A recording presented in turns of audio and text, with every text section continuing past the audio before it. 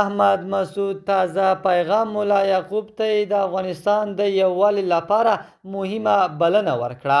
د افغانستان د سیاسي ډګر وتلی شخصیت احمد مسعود په خپلو تازه څرګندونو کې د هیواد پر راتلونکي ملي تفاهم او د افغانانو پر ګډ برخلیک مهمې خبرې کړې دي.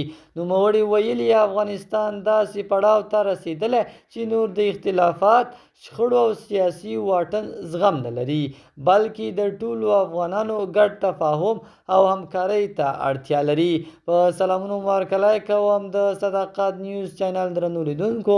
سلام، ستړي مشئ، وخت مو په خیر. پام راګرځوم د دې ساعت مهم خبر ته او په سر کې یادونه کوم ملګرو که مو چینل نوی سبسکرایب کړه د مهمو خبرونو لپاره د سره صداقت نیوز چینل په درنښت سره سبسکرایب کړئ.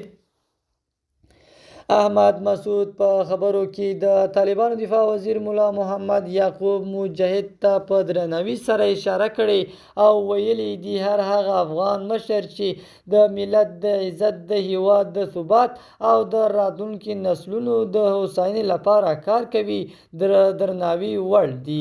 هغه زیاته کړه چې د افغانستان ستونزې یوازې د خبرو زغم او ملي تفاهم له لارې حل کېدلی شي. نوموړي ټینګار کړی چې افغان ولس له کلونو جګړو، ناخوالو او بې ثباتۍ وروسته د سولې، عدالت او پرمختګ تږي دي. د هغه په وینا که د هیواد ټول سیاسي او ملي مشران د افغانستان د لوړو ګټو لپاره سره یو موټی شي نو هیواد به د یو نوي او روښانه فصل شاهد وي. سیاسي شنونکي باور لري چې د ملي یووالي، متقابل درناوي او ګډ کار هر غږ د افغانانو په زړونو کې نوې هیلې راژوندۍ کوي.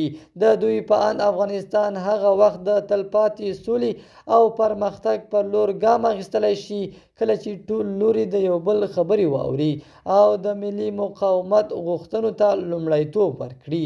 د افغانستان راتلونکی د افغانانو په خپل لاس کې دی او هر هغه هڅه چې د یووالي، ثبات او پرمختګ لپاره کیږي د ولس له پراخ هرکلي سره مخ کیږي.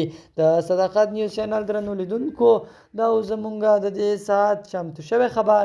د نورو خبرونو لپاره در سره صداقت نیوز چینل په درنښت سره سبسکرایب کړئ. تر بیا خیر چارې، د الله په امان.